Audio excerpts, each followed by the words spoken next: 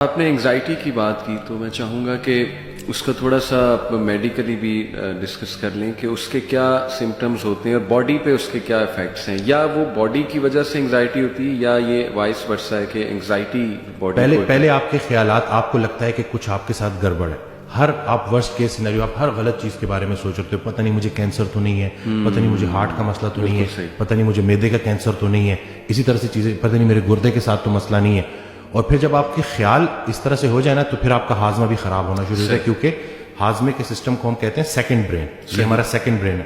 تو جب آپ کا برین، مین جو آپ کا برین ہے وہ افیکٹ ہو گیا اور وہ نیگیٹو ہو گیا تو آپ کا ہاضمہ خراب ہونا شروع ہوتا ہے. لوگوں کو اتنی سویئر انڈائجیشن کا مسئلہ ہوتا ہے کہ وہ پراپر، یعنی کہ وہ جو وہ بتا رہے ہوتے ہیں کہ لٹرلی ان کی لائف، کوالٹی آف لائف تباہ ہو کے رہ گئی.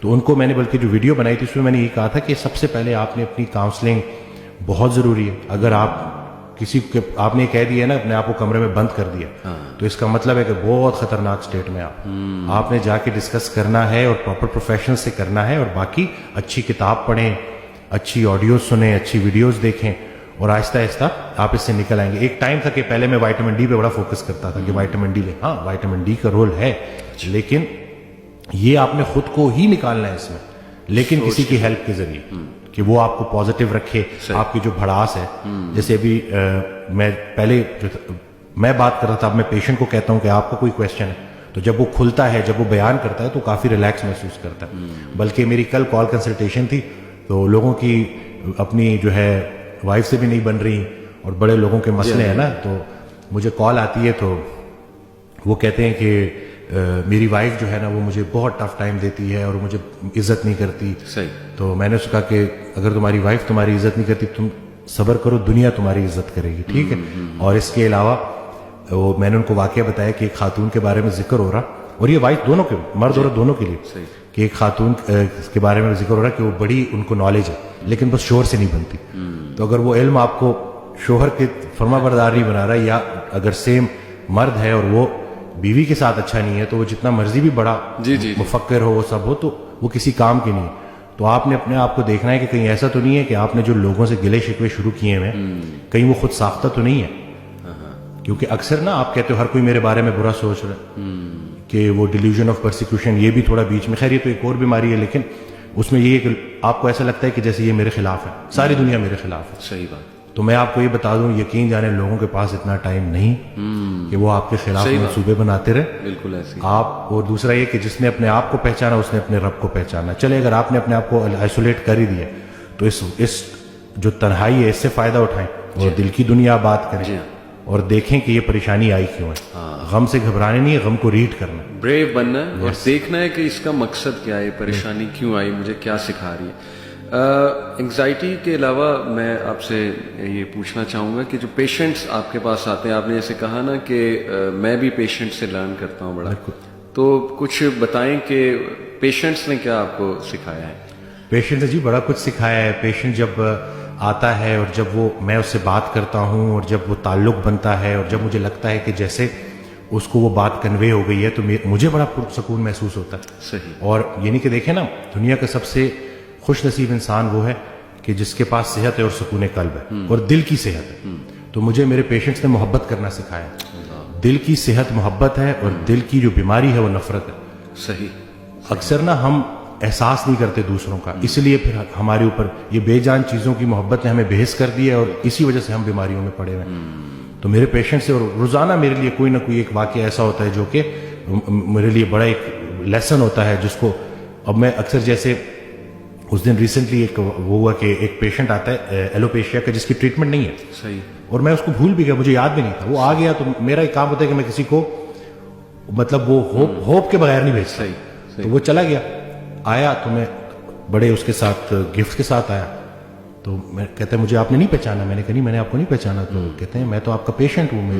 تو اس کو پیچز تھے پورے نا، اور وہ بالکل ٹھیک ہو گیا. تو میں نے کہا تم کیسے ٹھیک ہوئے؟ کہتے جی وہ بس آپ کے وائٹامنس سے. تو جب وہ نکلا نا تو میں نے اپنی ٹیم کو بولا کہ وائٹامنس کچھ بھی نہیں تھے، صرف اور صرف اس کو ایک ڈاکٹر ملا تھا جس نے کہا تھا کہ تم ٹھیک ہو جاؤ گے، تو تمہیں شفا اللہ دے گا. یہ بظاہر بڑی چھوٹی سی بات لگتی ہے لیکن یہ بہت بہت بہت معنی رکھتی ہے. اور میرے پاس ایسی پیشنٹس آ رہے ہیں. اور وہی بات ہے کہ کوالٹی آف لائف، جیسے اس دن میں نے ویڈیو شیئر کی ماجی کی میں کہتا ہوں مزہ ہی آ گیا تھا پورا دن. میں وہ کہتے ہیں نا ایک سرور میں رہا تھا میں.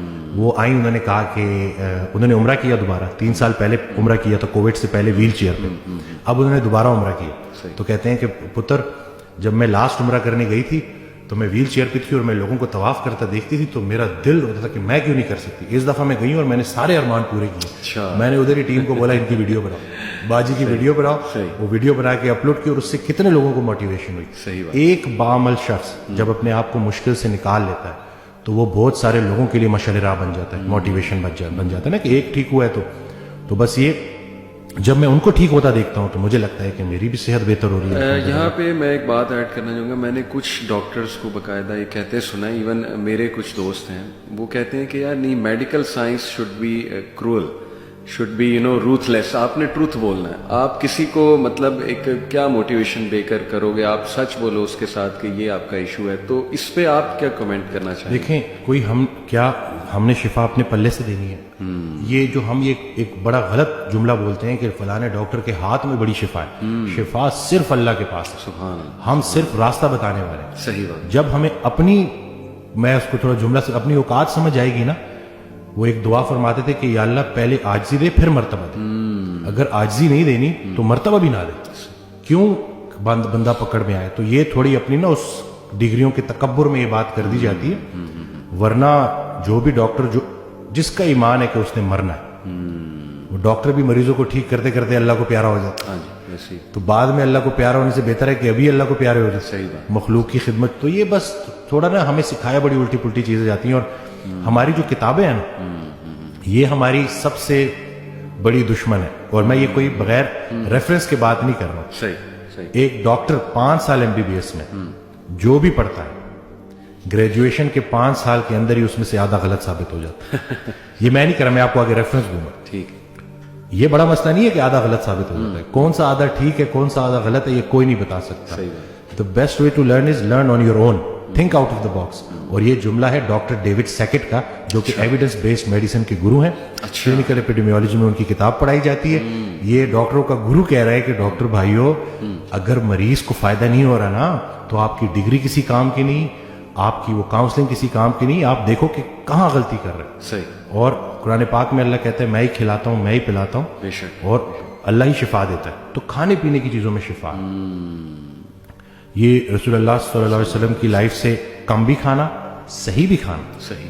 اور ہفتے میں 2 روزے رکھنا. بالکل صحیح. مومن وہ ہے جو خود پہ سخت اور دوسروں پہ نرم ہو. بھوک ترک کرنا خود پہ سختی ہے, روزہ رکھنا خود پہ سختی ہے, ایکسرسائز کرنا خود پہ سختی ہے. صحیح. اور ہر سختی کے ساتھ اللہ کی گارنٹی ہے آسانی کی. بالکل ٹھیک. تو ہر سختی کے ساتھ صحت جیسی آسانی ہے, ڈائٹ اور ایکسرسائز.